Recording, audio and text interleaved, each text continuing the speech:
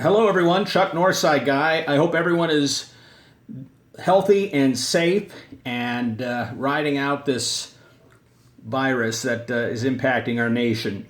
Today's video is a special one. It's a little bit different. We continue to focus on 1933 Gaudi, and in the center you see Ethan Allen. Ethan Allen, here in a PSA 5, was a pretty strong player. He had a lifetime batting average of 300. Played for a bunch of teams, the New York Giants, Cardinals, Phillies, Cubs, and Browns across his career. But he is more famous for other things. And I wanted to use his card as a jumping off point to have a wider discussion about the hobbies, our love of baseball, and the directions that can take us.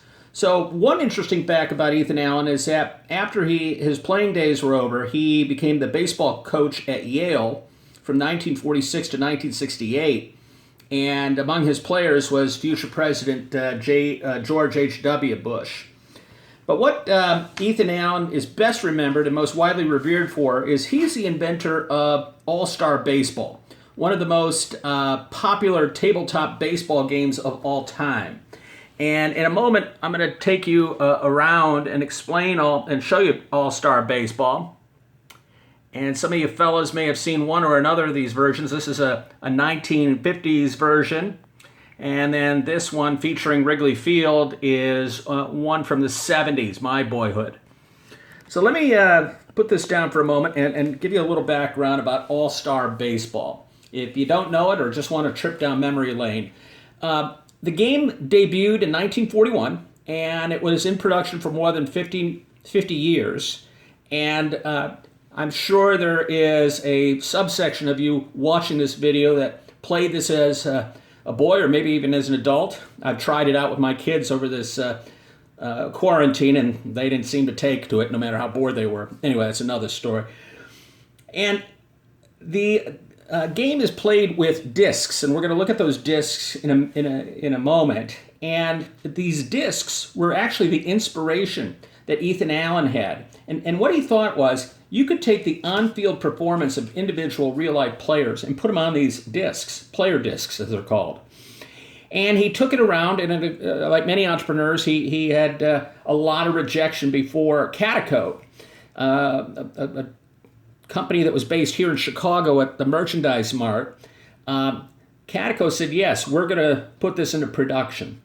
And this was a company that also put other games like Scrabble into play.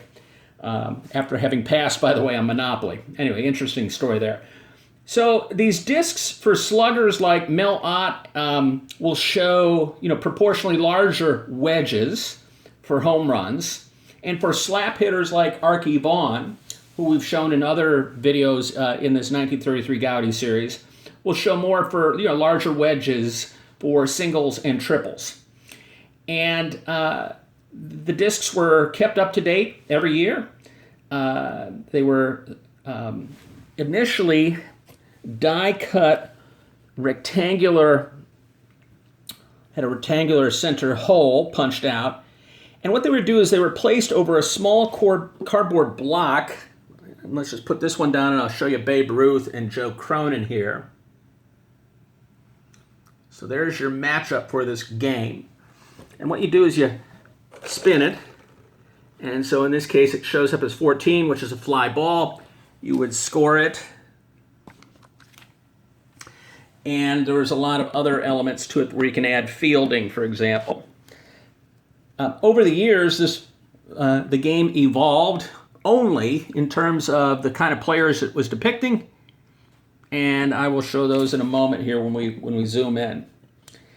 So, two versions. The box that many of you might have seen, the one that is the more up-to-date one. Up-to-date. It's a 1968 picture.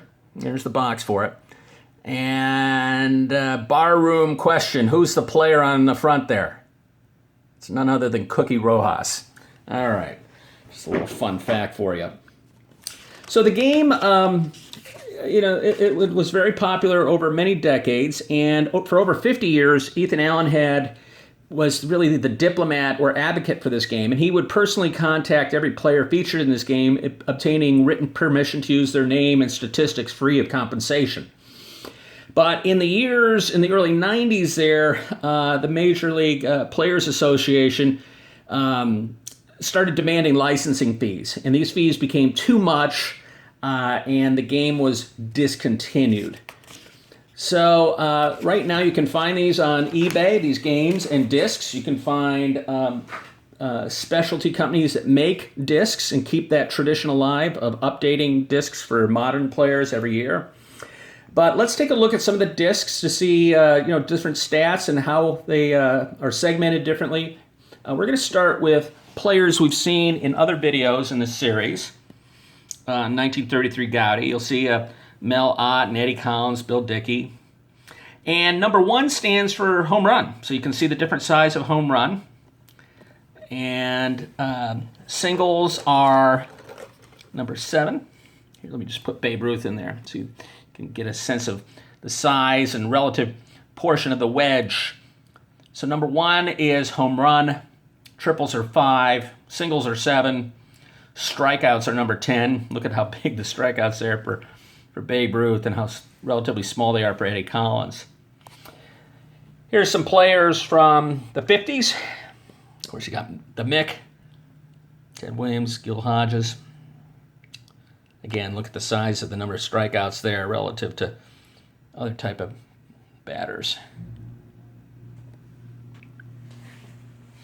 And then the modern version, I call it modern, the version I played with. You'll see George Brett in there and Reggie Jackson.